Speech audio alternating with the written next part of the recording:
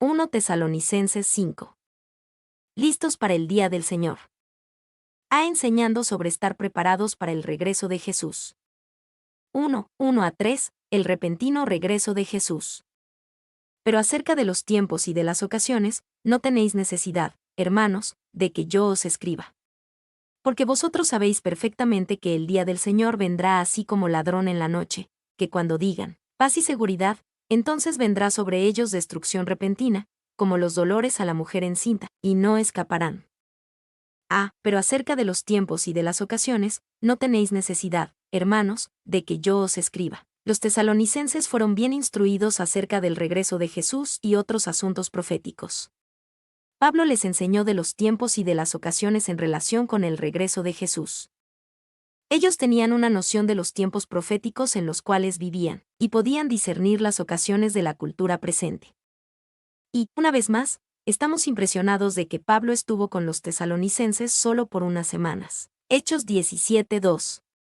En ese tiempo, les enseñó sobre los tiempos y ocasiones proféticas en relación con el regreso de Jesús.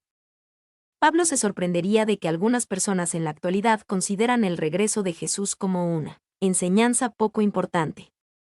2. Jesús criticó a los líderes religiosos de su tiempo porque no pudieron discernir las señales de los tiempos. Mateo 16:1-3. Nosotros también deberíamos estudiar las Escrituras y observar al mundo que nos rodea, para poder estar al tanto de los tiempos y las ocasiones. 3. Hibbert comenta sobre los tiempos y las ocasiones. El primero designa al tiempo en su duración, si será un periodo corto o largo. El segundo atrae la atención a las características del periodo. El primero lidia con la medida del tiempo, el segundo con la naturaleza adecuada o crítica del tiempo. El día del Señor vendrá así. Con esta frase, Pablo citó una idea familiar del Antiguo Testamento. La idea detrás de la frase el día del Señor es que este es el tiempo de Dios. El hombre tuvo su día, y el Señor tiene su día. En el máximo sentido, el día del Señor es cumplido con Jesús juzgando sobre la tierra y regresando en gloria. Y no se refiere a un solo día, sino a una temporada cuando Dios avanza rápidamente su agenda al final de esta era. El día del Señor es una expresión familiar del Antiguo Testamento. Denota el día en que Dios interviene en la historia para juzgar a sus enemigos, liberar a su pueblo y establecer su reino. Hibbert. C. Porque vosotros sabéis perfectamente que el día del Señor vendrá así como ladrón en la noche. Los tesalonicenses sabían, y habían sido enseñados, que no podían saber el día del regreso de Jesús. Ese día permanecería desconocido, y llegaría como sorpresa, como ladrón en la noche. Un ladrón no anuncia el tiempo exacto de su llegada. Y algunos toman la idea de que el día del Señor vendrá así como ladrón en la noche con el significado de que nada puede ni debe saberse sobre el plan profético de Dios para el futuro. Sin embargo, Pablo indicó que ellos definitivamente conocían que el tiempo no podía ser definitivamente conocido. 2. Pablo ciertamente no iba a poner fechas en relación con la profecía, y Jesús prohibió que se establecieran fechas cuando dijo pero del día y la hora nadie sabe. Mateo 24:36. Dios quiere que este día sea inesperado, pero quiere que su pueblo esté preparado para lo inesperado. Que cuando digan, paz y seguridad, entonces vendrá sobre ellos destrucción repentina. La inesperada naturaleza de ese día será una tragedia para el no creyente. Serán arrullados por las condiciones políticas y económicas, pero serán despertados bruscamente. Escucharán el atemorizante no escaparán. Y, cuando el todo está bien y el todo está seguro estén en los labios de los hombres. Mafet. 2. La repentina venida, en un tiempo cuando muchos digan paz y seguridad, debe ser distinta a la venida de Jesús descrita en Mateo 24:15-35. La venida de Jesús descrita en Mateo 24:15-35 sucede en un tiempo de catástrofe mundial, cuando sería imposible que alguien pudiera decir paz y seguridad. Comparando pasajes como este nos muestra que debe haber, de alguna manera, dos aspectos para la segunda venida de Jesús.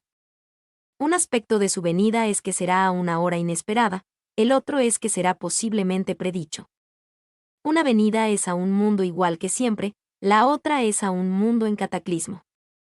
Una venida es encontrándose con él en el aire 1 de Tesalonicenses 4, 16-17. La otra es el viniendo con sus santos. Zacarías 14:5. Como los dolores a la mujer encinta. La frase los dolores a la mujer encinta sugiere tanto inevitabilidad como a que es inesperado.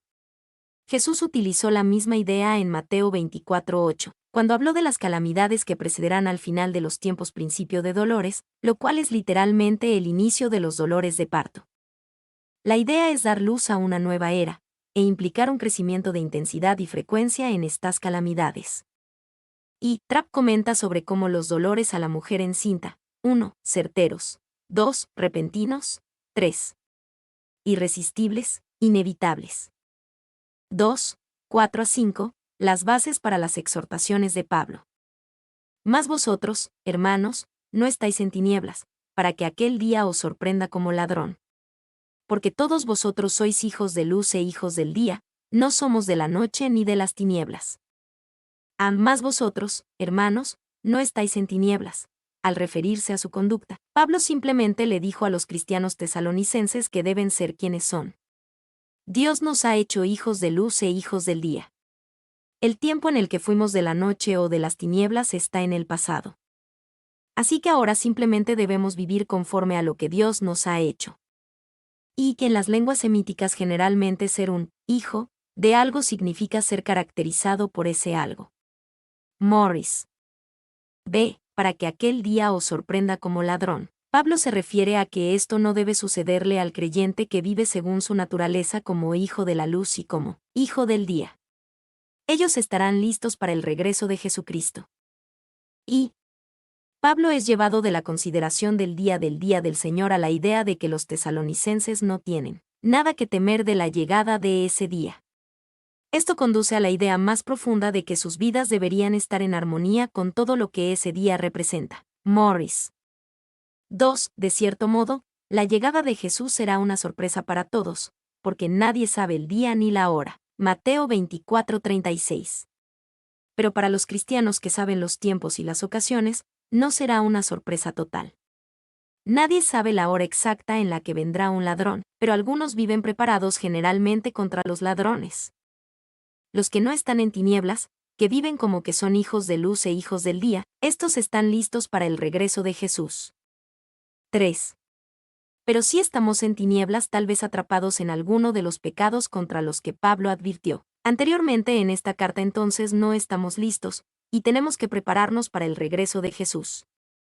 3. 6-8. Las exhortaciones de Pablo: no duerman, sean sobrios, y velen. Por tanto, no durmamos como los demás, sino velemos y seamos sobrios.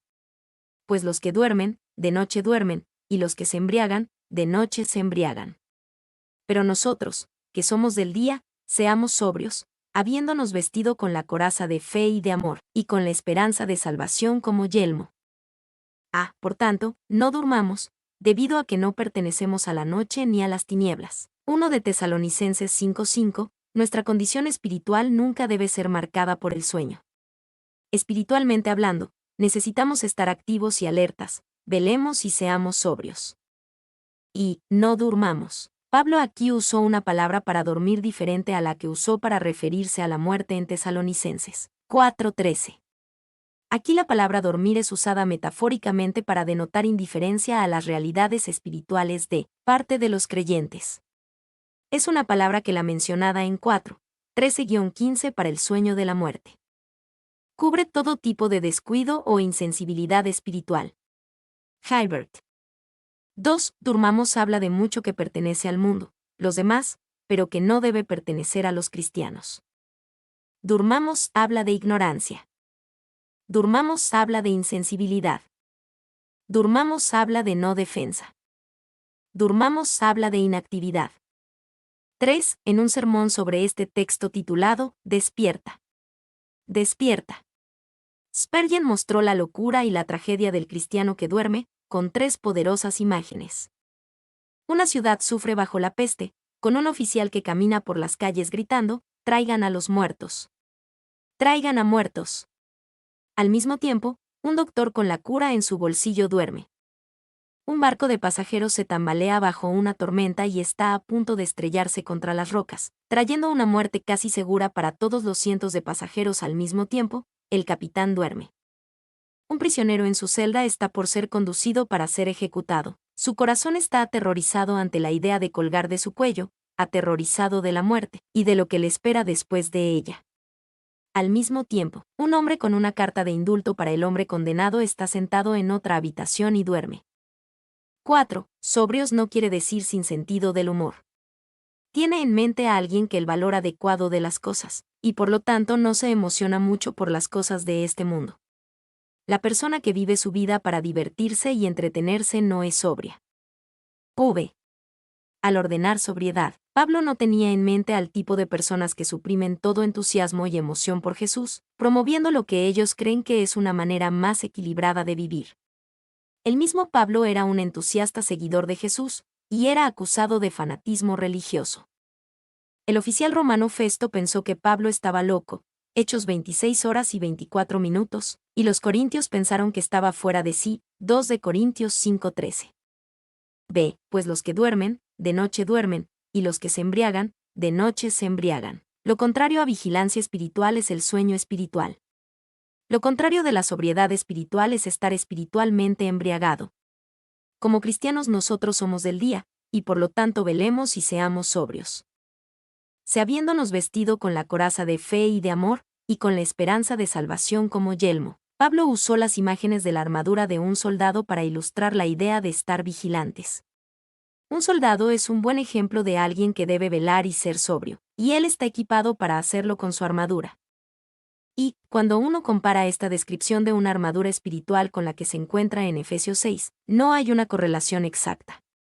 Esto indica que Pablo veía la idea de la armadura espiritual como una imagen que ayudaba, no como algo rígido en sus detalles particulares. 2. La fe y el amor son representados por la coraza porque la coraza cubre órganos vitales. Ningún soldado iría alguna vez a la batalla sin su coraza, y ningún cristiano está equipado para vivir la vida cristiana sin fe y amor. 3. La esperanza de salvación es representada como un yelmo, porque el yelmo protege la cabeza, lo cual es tan esencial como la coraza. La esperanza no es usada en el sentido de un pensamiento deseoso, sino en el sentido de una expectación confiada de la mano de Dios en el futuro. 4. 9 a 10. La seguridad de nuestro futuro. Porque no nos ha puesto Dios para ira, sino para alcanzar salvación por medio de nuestro Señor Jesucristo, quien murió por nosotros para que ya sea que velemos o que durmamos, vivamos juntamente con Él. Porque no nos ha puesto Dios para ira, antes de tener la esperanza de la salvación. 1 de Tesalonicenses 5:8, habíamos sido puestos para ira. Ya no somos puestos para ira, sino que ahora para alcanzar salvación por medio de nuestro Señor Jesucristo. Y ira. Es importante entender que Pablo se refería a la ira de Dios. Somos salvados del mundo, de la carne y del diablo. Pero primero y ante todo, somos rescatados de la ira de Dios, la ira que merecemos. Todo el contexto de Pablo aquí es el rescate del creyente de ira de Dios. 2. Nuestra agenda para ira fue designada de dos maneras. Primero, debido a lo que Adán nos hizo y a toda la raza humana, somos puestos para ira, Romanos 5, 14-19. Segundo, debido a nuestro pecado, somos puestos para ira. Cuando Jesús murió en la cruz, tomó nuestro lugar en nuestro designio para ira, y nos reprograma para ser puestos para alcanzar salvación. Como creyentes, cuando pensamos que estamos puestos para ira, nos mostramos para una cita que fue cancelada por Jesús. 3. Quien murió por nosotros. La idea es que Jesús murió en nuestro lugar. No solamente en el sentido de que Jesús murió por nosotros como un favor para nosotros, sino que murió sustituyéndonos a nosotros. B. Porque no nos ha puesto Dios para ira, sino para alcanzar salvación. Pablo puso lado a lado dos ideas interesantes aquí.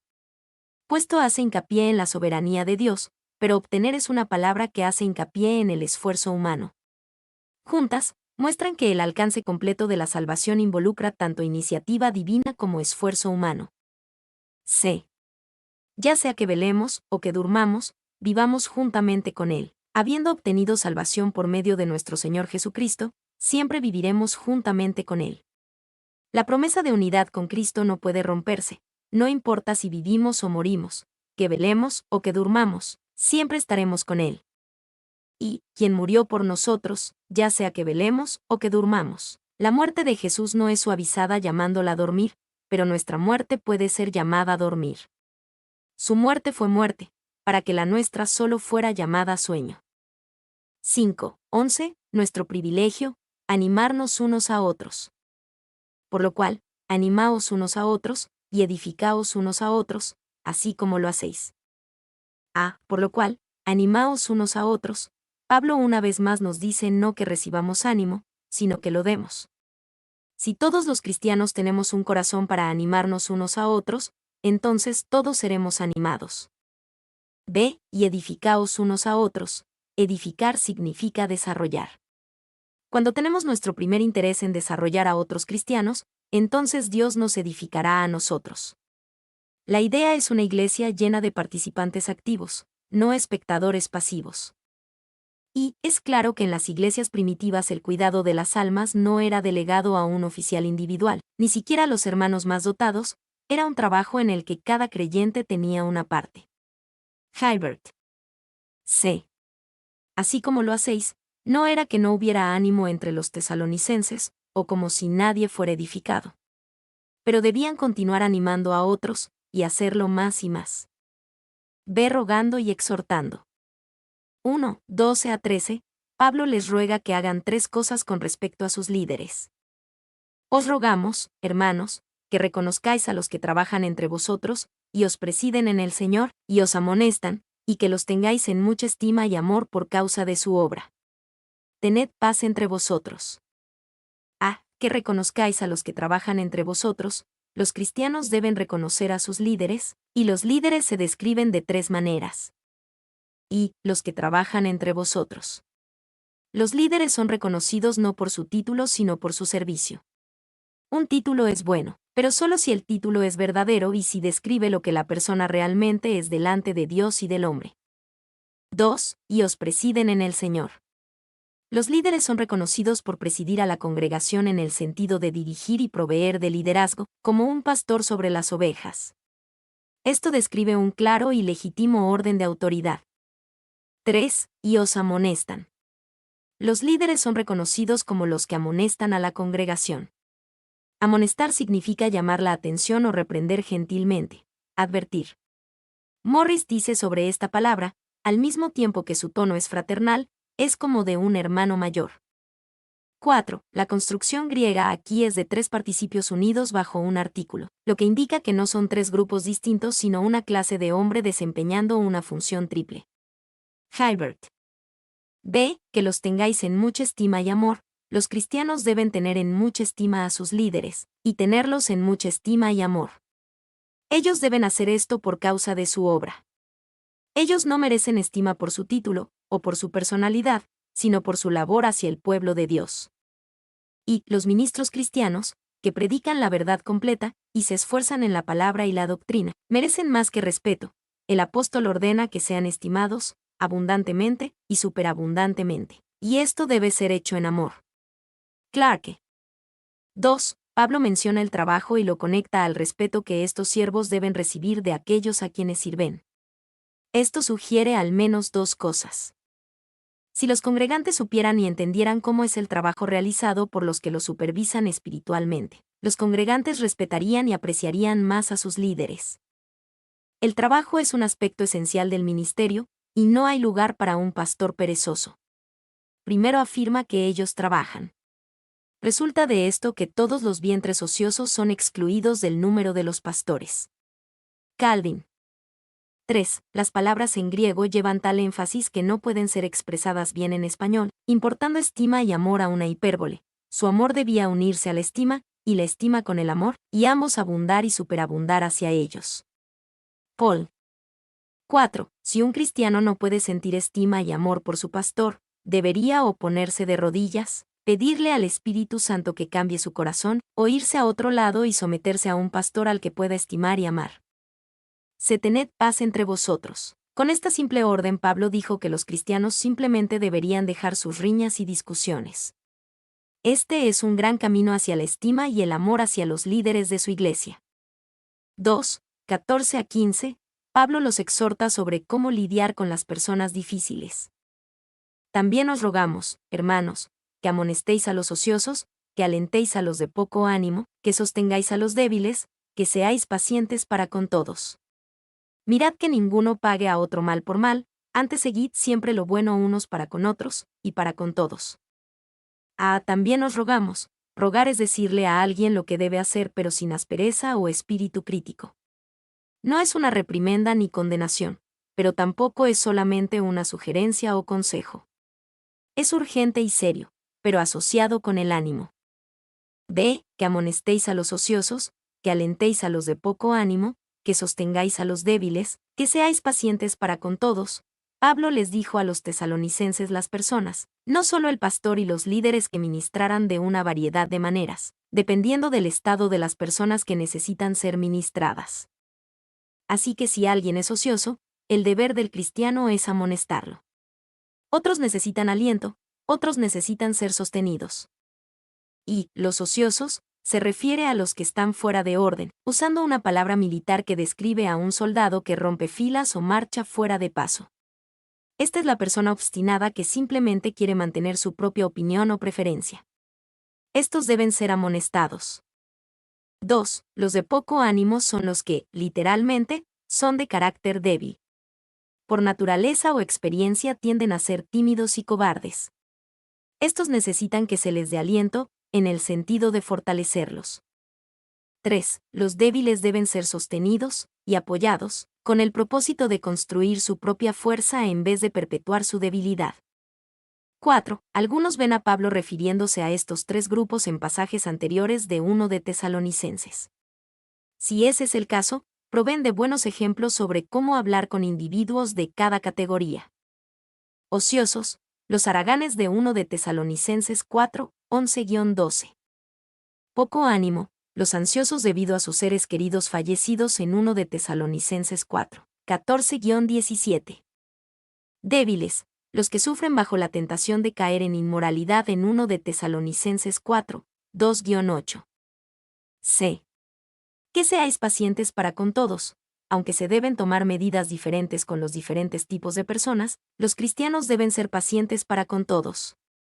Esto es porque el verdadero cristianismo es mostrado por su habilidad de amar y ayudar a las personas difíciles.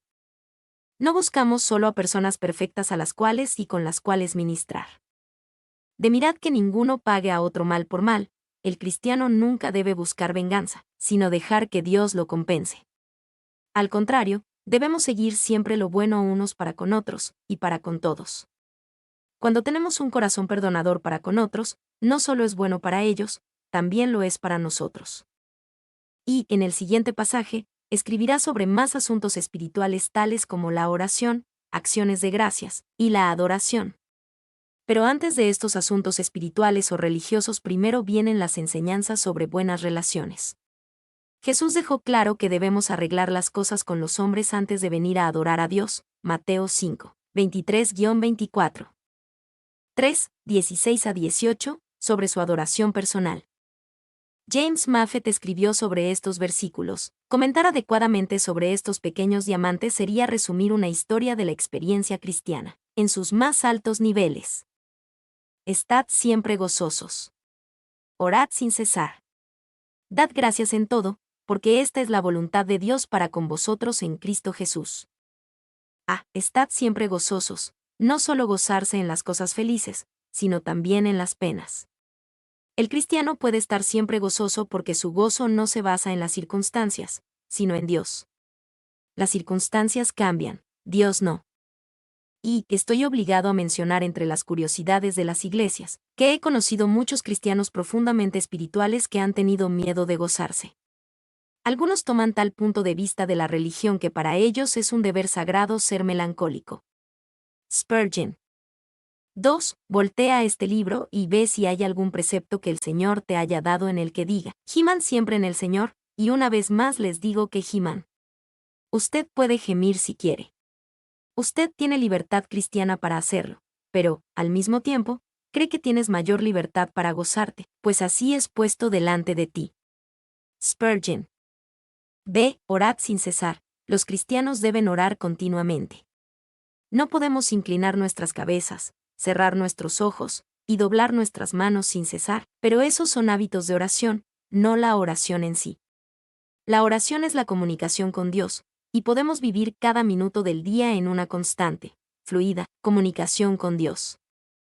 Y hay un valor importante y significativo en un tiempo donde nos alejamos de toda distracción y nos enfocamos en Dios en un tiempo de oración a puerta cerrada, Mateo 6:6. Pero también hay espacio y gran valor en la comunión en cada momento del día con Dios. 2. Hay muchas valiosas implicaciones de esta orden. El uso de la voz no es un elemento esencial en la oración. La postura de la oración no es de primera importancia. El lugar de la oración no es de gran importancia. El tiempo determinado para la oración no es importante. Un cristiano nunca debe estar en un lugar donde no pueda orar. Se da gracias en todo, no damos gracias por todo, sino en todo. Reconocemos que la soberanía de la mano de Dios está en control, no en fe ciega o casualidad. Y, cuando el gozo y la oración están casados, el primer hijo es la gratitud. Spurgeon.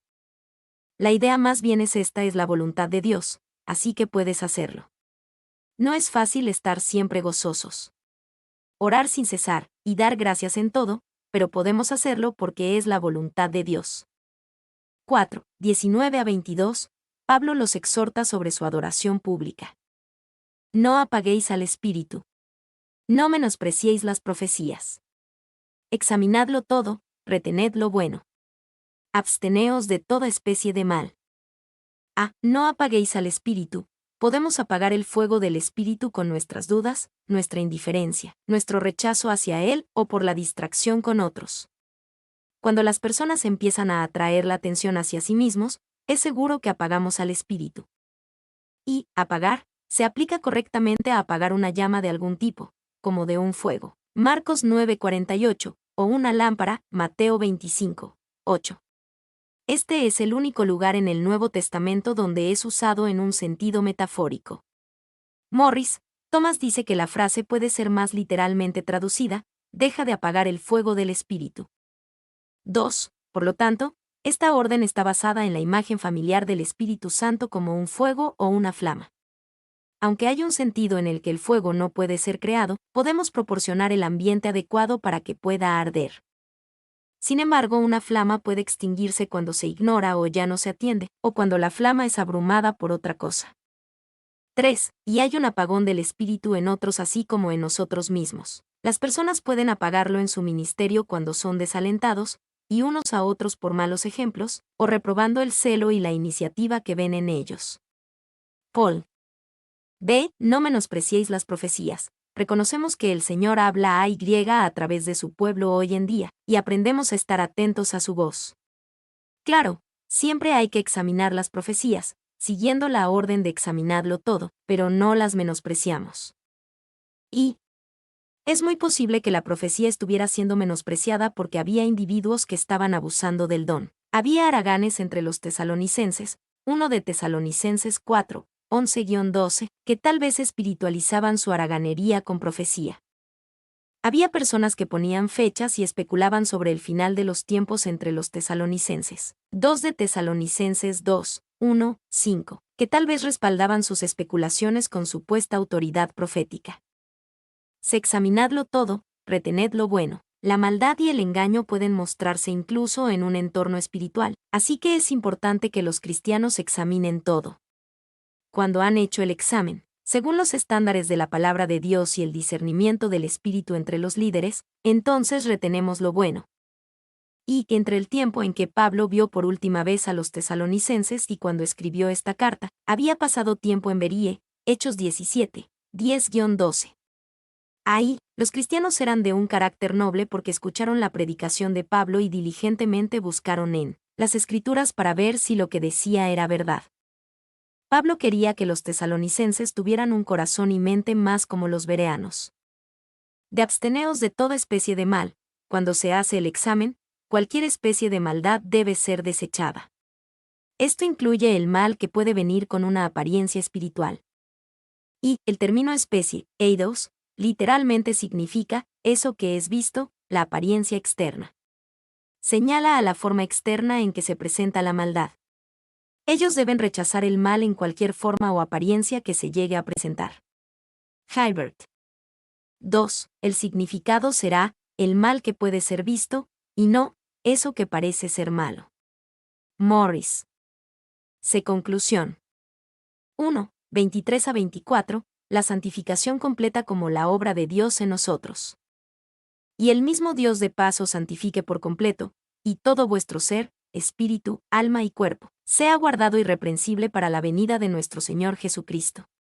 Fiel es el que os llama, el cual también lo hará.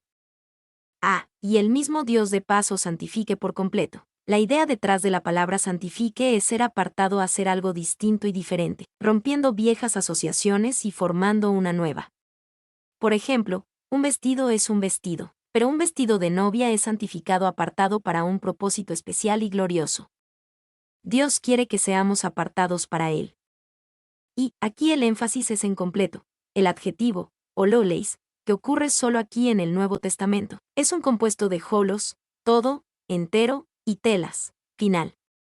Su connotación básica es, alcanzando por completo el final, llegando a la meta prevista, por lo tanto tiene la fuerza de no dejar ninguna parte sin alcanzar.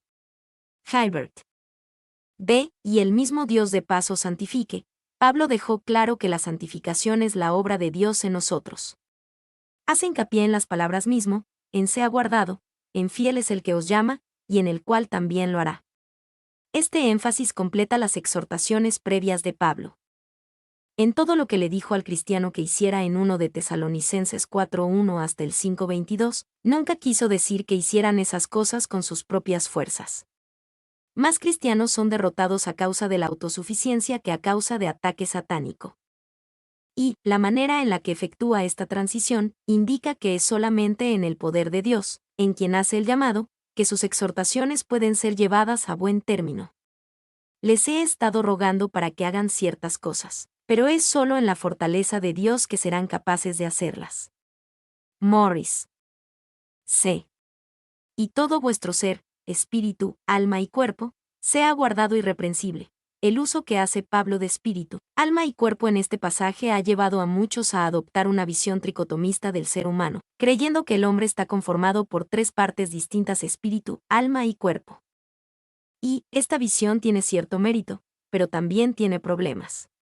Uno pudiera decir que Marcos 12:30 divide la naturaleza del hombre en 4 partes: corazón, alma, mente y fuerzas, y que 1 de Corintios 7:34 divide la naturaleza del hombre en 2 partes: cuerpo y espíritu. En algunos pasajes los términos alma y espíritu parecen ser sinónimos, otras veces parecen ser distintos y difíciles de definir con precisión. Parece que efectivamente existen estos 3 aspectos diferentes de la persona humana. Sin embargo, el significado específico de espíritu o alma debe ser determinado por el contexto. 2. El gran erudito griego Dean Alford describió al espíritu y al alma como lo siguiente. El espíritu, nume, es la parte más alta y distintiva del hombre, la inmortal. El alma es lo más bajo o el alma animal, que contiene las pasiones y los deseos, los cuales tenemos en común con los brutos, pero que en nosotros son ennoblecidos y trazados por el espíritu. 3. Al ser la parte interna, inmaterial del hombre que puede existir aparte de la vida espiritual, el alma se conecta con el mundo a través de los sentidos del cuerpo físico. Se conecta con Dios a través de la fe, la cual puede ser llamada el sentido del espíritu. Tendemos a pensar en el espíritu como si fuera más como el cuerpo, el recipiente de nuestra interacción con el mundo espiritual. 4. Debido a que el alma y el espíritu tienen referencia a la parte no material del hombre, son fácilmente confundidos. A menudo una experiencia destinada a edificar al espíritu solo bendice al alma. No hay nada malo con la emoción de alma y la bendición, pero no hay nada en ello que edifique espiritualmente. Es por eso que muchos cristianos van de una experiencia emocionante a otra, pero realmente nunca crecen. Espiritualmente el ministerio que reciben es del alma. D. Y todo vuestro ser, espíritu, alma y cuerpo, sea guardado. Podemos recibir esta orden como inspirada. Dios quiere que haya una jerarquía dentro del ser humano, ordenada primero con el espíritu, luego con el alma, y finalmente con el cuerpo. Y esto no es para decir que el cuerpo es inherentemente malo, Eso contradice la idea principal de Pablo aquí, que la persona entera sea apartada y guardada para Dios, completa en espíritu, alma y cuerpo. Dios salva nuestro cuerpo tanto como a nuestra alma y a nuestro espíritu, y el cuerpo tiene un rol importante y definido en el plan completo de salvación ser resucitado en un nuevo cuerpo. 2. Sin embargo, Dios diseñó al humano para vivir bajo el orden de espíritu, alma y cuerpo en vez de cuerpo, alma, espíritu. Estamos para sublimar las necesidades del cuerpo al alma, y las necesidades del cuerpo y el alma a las necesidades del espíritu. 3. Así es también como Dios obra en nosotros. Noten el orden espíritu, alma, cuerpo. La séquina de su presencia brilla en lugar santísimo, y de ahí se vierte sobre el lugar santo, y así hasta el patio exterior, hasta las mismas cortinas del cuerpo son irradiadas con su luz. Meyer. 2. 25 a 26, una petición de oración y un saludo dado. Hermanos, orad por nosotros. Saludad a todos los hermanos con ósculo santo. Hermanos, orad por nosotros. Pablo era un apóstol, y la iglesia de Tesalónica estaba conformada por cristianos jóvenes. Pablo aún creía que necesitaba sus oraciones, así que simplemente les pidió, orad por nosotros. Y Dios requiere de su pueblo el deber de orar por sus ministros, y no es para sorprenderse, si aquellos que no oran por sus predicadores no reciben beneficio de su enseñanza. Clarke. B. Saludad a todos los hermanos con ósculo santo. La idea es que Pablo quiere que los que lean la carta saluden a todos los cristianos en Tesalónica de su parte. Si él estuviera ahí en persona, saludaría a todos los hermanos con ósculo santo él mismo, pero como no estaba, enviaría este saludo a través de esta carta. Y, aparentemente en esta época los sexos eran separados en la asamblea y los hombres besaban a los hombres y las mujeres a las mujeres. Cuando el beso era intercambiado entre hombres y mujeres daba ocasión a los críticos de acusar a los cristianos, con impureza. Las turbaciones resultantes dieron lugar a numerosas regulaciones referentes a la práctica por los primeros concilios de la Iglesia. Hibbert. 3, 27 a 28, conclusión de la carta. Os conjuro por el Señor, que esta carta se lea a todos los santos hermanos. La gracia de nuestro Señor Jesucristo sea con vosotros. Amén. Os conjuro por el Señor, Pablo usó aquí una frase fuerte. Era importante que esta carta fuera leída entre los cristianos, esta es una declaración inusual, única en las cartas de Pablo. Se han sugerido muchas razones diferentes por las que Pablo agregó esta frase al final de su carta. Como esta era su primera carta, aún no se había establecido la costumbre de leer sus cartas en público, y quería asegurarse de que esta práctica fuera establecida. Como la carta era un sustituto de su presencia personal, Pablo no quería ninguna decepción por su ausencia frenara la difusión de la carta. Pablo quería asegurarse de que la Iglesia escuchara la carta de primera mano, y no a través de intermediarios que pudieran exponer erróneamente su mensaje. Tal vez Pablo temía que las personas pusieran atención a los pasajes en la carta que hablaban de los asuntos que más les interesaban, e ignoraran las otras partes. Y por lo tanto también esperamos que sea prueba contra los papistas, que debe ser dado a conocer a las personas, incluso a todos los santos hermanos, y no confinado al clero, y ser leídas en su propia lengua, para que así, sin lugar a dudas, fuera esta epístola leída en un lenguaje que las personas pudieran entender. Paul. B. La gracia de nuestro Señor Jesucristo sea con vosotros. Casi todas las cartas de Pablo empiezan y terminan con la idea de gracia. Esto también es verdad de casi todo lo que Dios tiene que decir a su pueblo. Y la gracia es el favor inmerecido de Dios. Su dote de amor y aceptación para con nosotros se debe a quien es Él y a lo que Jesús ha hecho. Gracia significa que le agradamos, y que todas las razones están en Él. Gracia significa que podemos dejar de trabajar por su amor y empezar a recibirlo. 2. Es apropiado para esta carta la primera correspondencia de Pablo para las iglesias preservada esta carta llena de amor, aliento e instrucción, que termine con una nota de gracia. 3. Lo que sea que Dios tenga que decirnos, y en todas las cartas del Nuevo Testamento hay cosas que examinan al corazón, y lo hacen temblar, comienza y termina con gracia. Todo lo que Dios ha sido para el hombre en Jesucristo se resume en esto, toda su dulzura y su belleza, toda su ternura y su paciencia, toda la pasión de su amor, es reunida en gracia. ¿Qué más podría un alma desear que la gracia del Señor Jesucristo more en ella? Denny, citado por Morris. Mi nombre es Demim. Soy tu asistente personal. Mi sitio en internet es demim.es.tl.